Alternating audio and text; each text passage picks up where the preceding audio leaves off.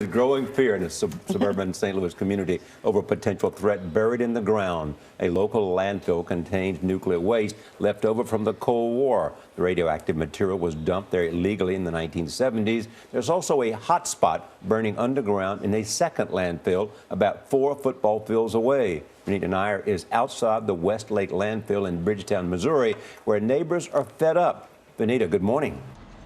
Good morning. One of the landfills that you mentioned, the one with the waste, was designated a Superfund site in 1990, meaning the federal government would fast track its cleanup.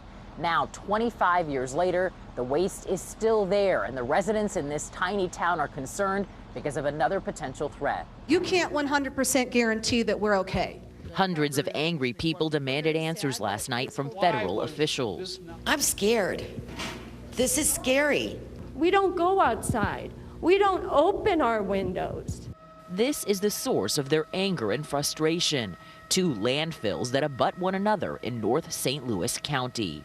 One houses 2 areas of illegally disposed nuclear residue named a Superfund cleanup site in 1990. The other landfill has an underground fire, a slow burn, which has been smoldering for 5 years. It's thought to be about 1,000 feet from the radioactive material. But no one knows for sure what will happen if the fire comes into contact with the waste. I don't know why they ignored it for so long. I really don't. That's probably about accurate. Dawn Chapman lives less than 2 miles from the landfills and helped start a citizen activist group to educate her neighbors. What is the most frustrating thing for you as a resident?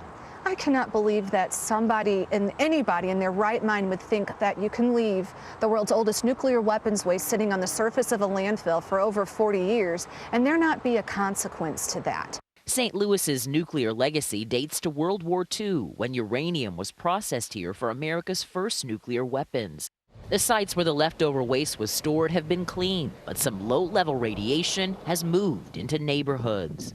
Missouri's Attorney General is suing the landfill's owner, Republic Services. He says the company mishandled the fire, and his experts say the underground burn could conceivably hit the material in 3 to 6 months. The Environmental Protection Agency and Republic strongly deny those reports, and the company has spent millions of dollars to contain the burn and control the odors. Mark Haig is an acting regional administrator for the EPA. The testing we're doing now, or about to embark on with the additional samples we're collecting, I think will give the public additional information to support what we've been saying. The EPA says they will decide whether to install a barrier between the 2 landfills by the end of the year.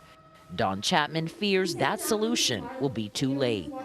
No barrier will be allowed to be put in by this community if you cannot 100% guarantee our safety without it. In addition to the underground fire, there are also some other concerns in this area. For example, last weekend there was a grass fire that erupted about 75 yards away from the radioactive waste. This tiny North St. Louis County also sits very close to an earthquake fault line. All right. Thank you, Benita, very much.